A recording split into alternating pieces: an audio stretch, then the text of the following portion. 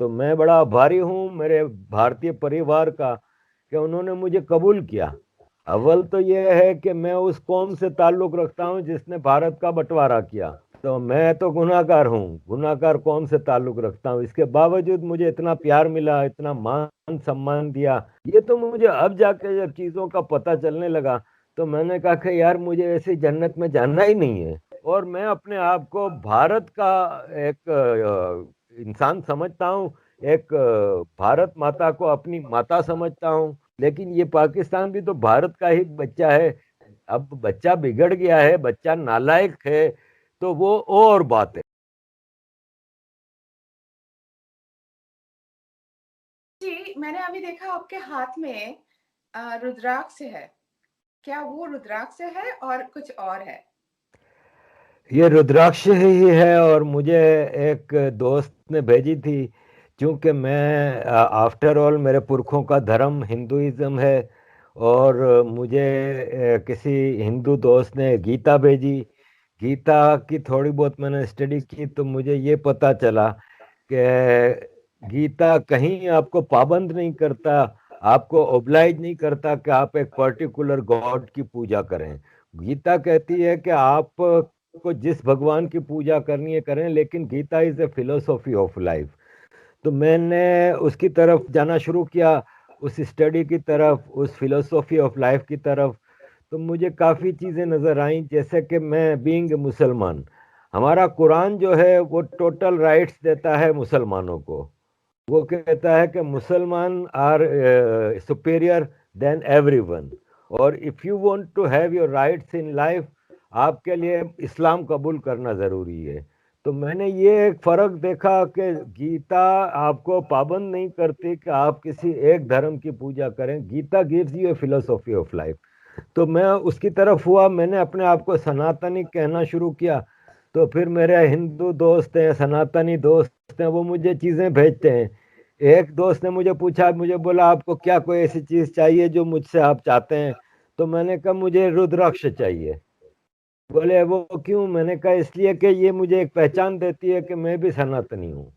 और उसने भेज दी, मेरे एक दोस्त ने मुझे रुद्राक्ष भेजी, कोई गीता भेज रहा है, कोई मतलब ब्लेसिंग्स भेज रहे हैं लोग। तो मैं बड़ा आभारी हूँ मेरे भारतीय परिवार का कि उन्होंने मुझे कबूल किया।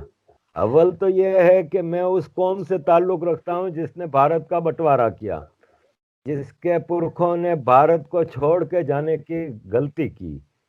तो मैं तो गुनाहगार हूँ, गुनाहगार कौम से ताल्लुक़ रखता हूँ। इसके बावजूद मुझे इतना प्यार मिला, इतना मान सम्मान दिया मेरे भारतीय परिवार ने, तो मैं उसका बहुत मशकूर हूँ। और ज़िंदगी में हमेशा कोशिश करूँगा कि मैं इनके मान सम्मान को कायम रखूँ और इनके ट्रस्ट को ना तोड़ूँ। ये मेरा कर्तव्य है, ये मेरा लक्ष्य है कि मैं अपने देश के लिए, जो कि मेरा मातृ देश है, मेरे पुरखों का जो धर्म है, उसके लिए कुछ कर जाऊँ।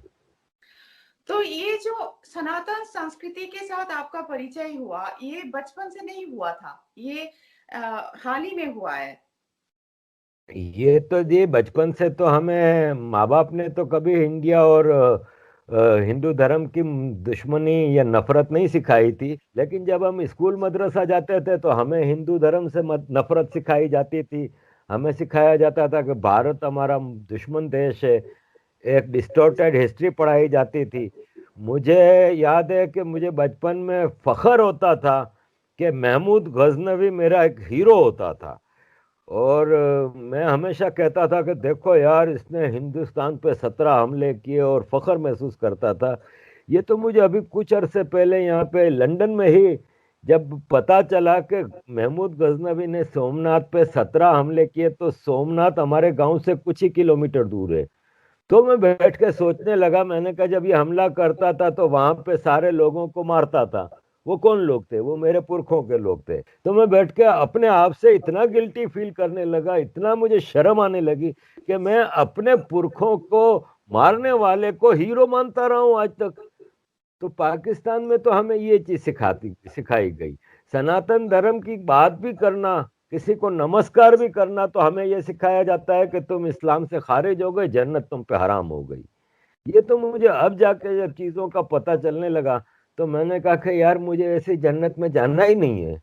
जहाँ पे 24 घंटे दो काम हैं कि आप शराब पीते रहो और हूरों के साथ बस लगे रहो, और कोई काम वहां पे नहीं है। तो ऐसी जन्नत में जाके हमें जाना ही नहीं है।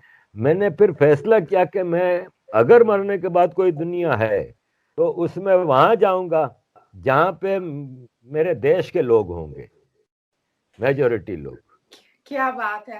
तो क्या पाकिस्तान में अभी भी यही संस्कृति है? अभी भी ऐसा ही पढ़ाया जाता है? अभी भी ऐसा ही सिखाया जाता है? अब तो बहुत ज्यादा नफरत सिखाई जाती है, अब तो बहुत ही ज्यादा नफरत, क्योंकि पाकिस्तान की आर्मी एक एग्रेसिव आर्मी है, एक करप्ट आर्मी है। उसको अपनी करप्शन की एम्पायर कायम करने के लिए नफरत का एक पार्ट पढ़ाना है अपनी कौम को। अब उस पाकिस्तान में अपनी हेजेमनी कायम रखने के लिए इस आर्मी को एक दुश्मन की जरूरत थी। सो वो उन्होंने भारत, हिंदू, ये हमारे दुश्मन है, ये कंटिन्यू किया और हमें ये पाठ पढ़ाते रहे। और आज खास तौर पे अब तो 24 घंटे हमारा प्राइम मिनिस्टर, हमारा फॉरेन मिनिस्टर एक ही बात कि भारत हमारे साथ ये कर रहा है, भारत हमारे खिलाफ साजिश कर रहा है, भारत हमारे को खत्म कर देना चाह रहा है, ताकि यह आर्मी की हेजेमनी कायम रहे और आम पाकिस्तानी ये सोचे कि हाँ हमें तो आर्मी की जरूरत है, क्योंकि वरना भारत हमें खत्म कर देगा, पाकिस्तान तोड़ देगा। तो इस वजह से आज भी ये पाठ पढ़ाया जाता है कि भारत हमारा दुश्मन है।